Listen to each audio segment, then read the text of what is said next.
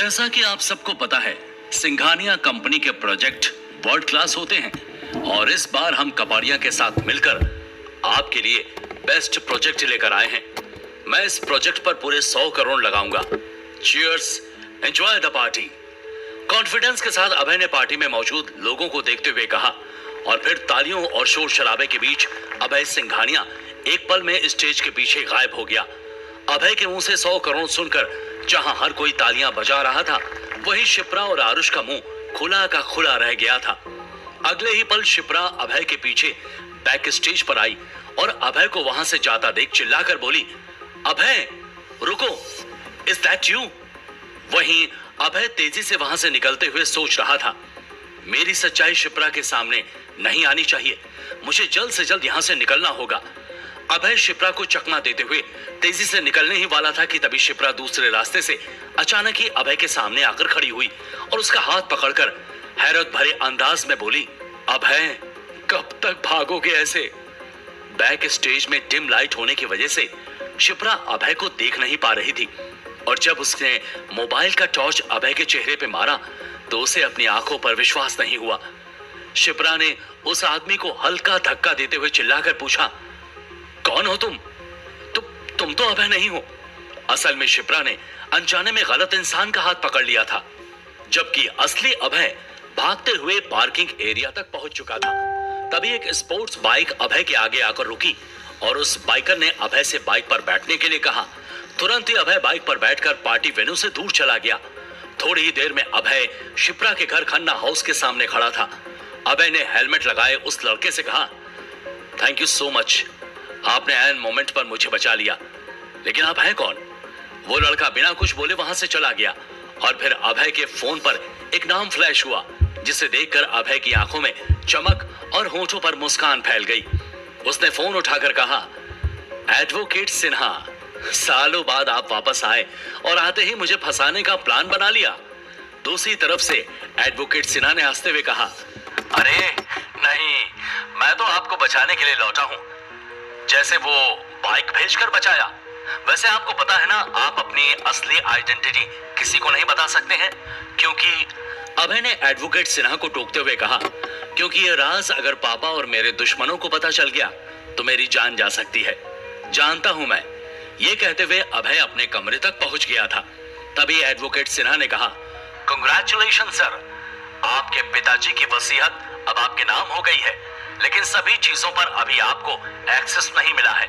उसके लिए आपके पिताजी ने कुछ कंडीशंस बताई हैं। अभय ने हैरानी से पूछा, कैसी कंडीशंस? तब एडवोकेट सिन्हा ने कहा, पहली कंडीशन आपने पूरी कर ली है, निखिल का प्रोजेक्ट लॉन्च अटेंड करके, बाकी मैं मिलकर बताऊंगा। वसीयत मिलने की बात सुनकर अभय ने मिरर में अपने आप को देखकर कहा, 3 साल से मैं इस दिन का इंतजार कर रहा था, मैंने तो उम्मीद ही खो दी थी इस दिन की। तभी दूसरी तरफ से एडवोकेट सिन्हा की आवाज आई, हेलो, आप सुन रहे हैं? अभय ने तुरंत कहा, हाँ, मैं आपसे जल्दी मिलूंगा। बोलकर अभय ने फोन काटा ही था कि उसे शिप्रा की गाड़ी के आने की आवाज सुनाई पड़ी। तुरंत ही अभय ने अपने पुराने कपड़े पहने और सोने का नाटक करने लगा। पार्टी से घर आने पर शिप्रा बौखलाई हुई थी।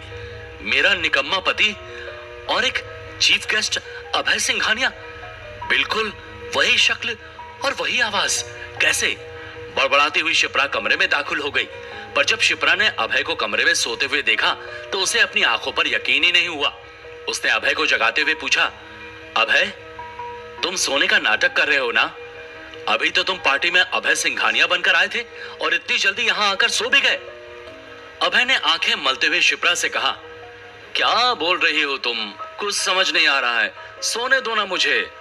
बोलकर अभय ने फिर से सोने का नाटक किया, पर तभी शिप्रा ने अभय को दोबारा जगाते हुए कहा, पहले तुम अपनी असलियत बताओ, तुम हो कौन? अभय ने दूसरी तरफ मुंह फेर लिया और शिप्रा से कहा, I guess you are drunk Shipra, सो जाओ ना। शिप्रा बुरी तरह से कंफ्यूज्ड हो गई थी और इसी कंफ्यूजन के साथ वो सोने चली गई। अगली सुबह एक गाड़ी की जोरदार हॉर्न की आवाज से अभय की आंख खुली, साथ ही उसे शिप्रा चिल्लाने की भी आवाज सुनाई दी। अभय घबराकर उठ खड़ा हुआ और खिड़की के पास खड़ी शिप्रा को देखकर बोला, क्या हुआ शिप्रा, तुम ठीक तो हो ना? ये पूछते हुए अभय शिप्रा के पास जाता, उससे पहले ही शिप्रा भागती हुई नीचे गई।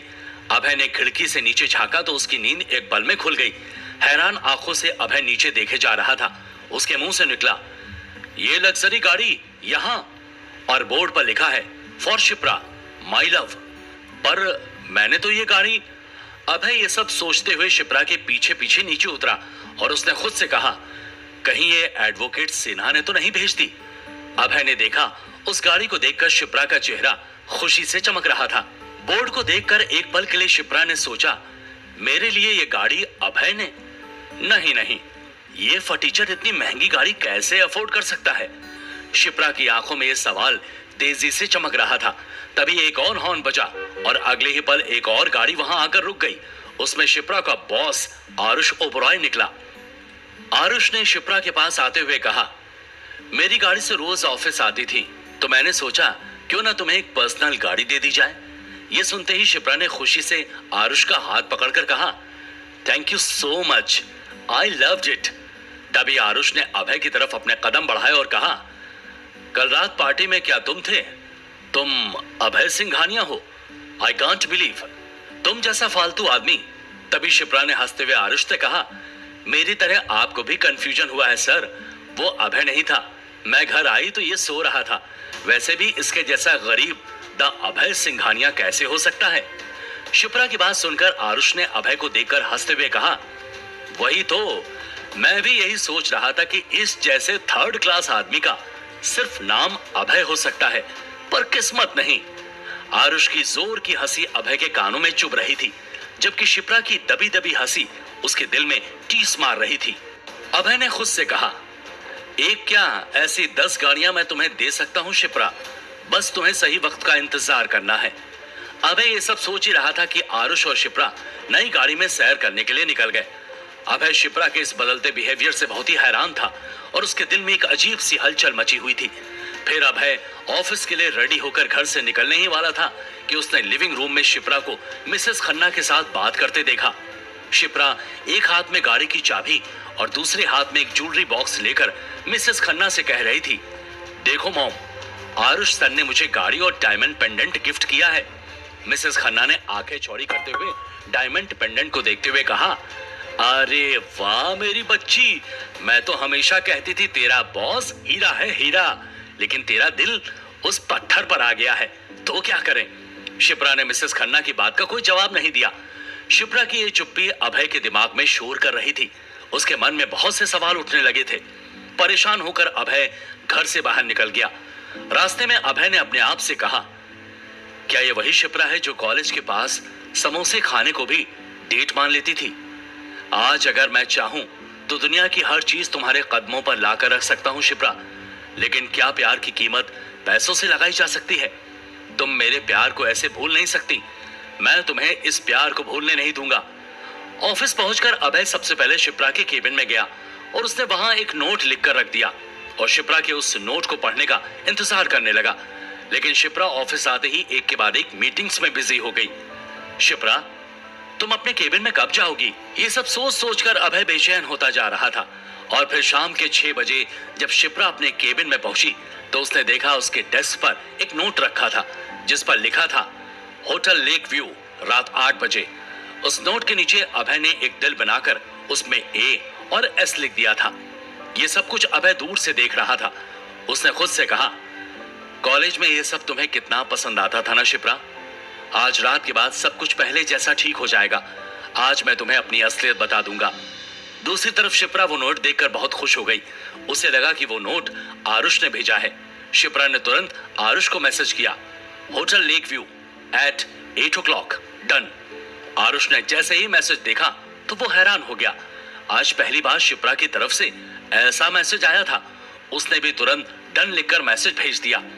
रात को 8 बजे अभय लेक व्यू होटल के एक कॉर्नर टेबल पर बैठकर शिप्रा के आने का इंतजार कर रहा था।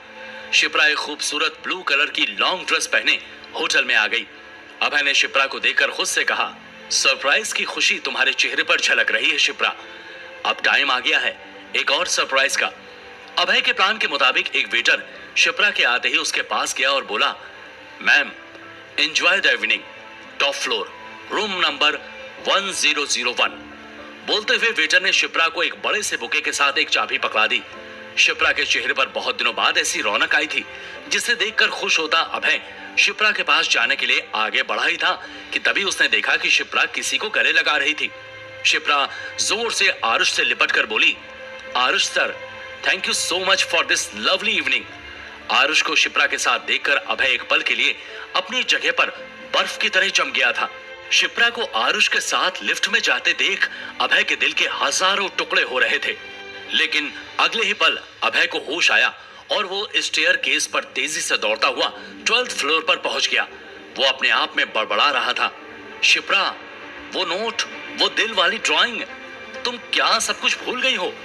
थोड़ी देर बाद हाफते हुए जब अभय रूम नंबर 1001 के पास पहुंचा तो उसने देखा आरुष ने शिप्रा के कमर पर हाथ रखा हुआ था और वो धीरे से दरवाजा बंद कर रहा था। अभय के मुंह से ना आ निकल रही थी, ना वो सांस ले पा रहा था। अपने प्यार के लिए जो भी उसने अब तक सहा और किया, वो सब कुछ बर्बाद होता हुआ अभय की आंखों के सामने घूम रहा था। अभय ने खुद से कहा, दिल तो कर रहा है कि उस आरुष को मार मार कर सबक सिखा दूं, लेकिन तभी अभय ने सुना कमरे के अंदर से शिप्रा की हंसने की आवाज आ रही थी और अगले ही पल अभय अपने टूटे हुए दिल के साथ वहां से लौट गया। थोड़ी देर के बाद अभय खन्ना हाउस में मिसेस खन्ना के सामने खड़ा था।